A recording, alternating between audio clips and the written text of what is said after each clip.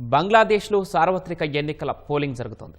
తదుపరి ప్రధాని అయ్యే అవకాశం ఉందని భావిస్తున్న Bangladesh Nationalist party BNP chairman, మాజీ ప్రధాని ఖలీదా జియా కుమారుడు తారిక్ రెహమాన్ ఢాకాలో ఓటు వేశారు.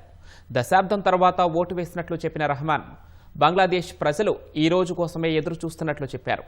బీఎన్పీ ప్రధాన ప్రత్యర్థిగా పోటీ చేస్తున్న జమాతే ఇస్లామీ పార్టీ అధినేత షఫీకుర్ రెహమాన్ ఢాకాలోని మోనిపూర్ హైస్కూల్లో పోలింగ్ కేంద్రంలో ఓటు వేశారు.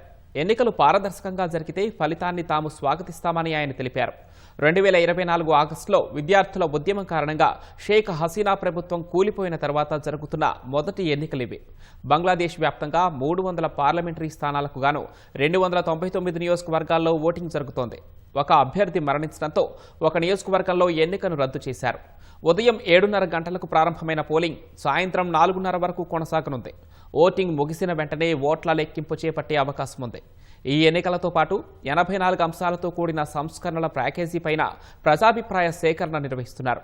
మొత్తం 12.7 కోట్ల మంది ఓటర్లలో 3.58% మంది తొలిసారి ఓటు వేస్తున్నారు. దాదాపు 10 లక్షల బలగాలను మోహరించారు.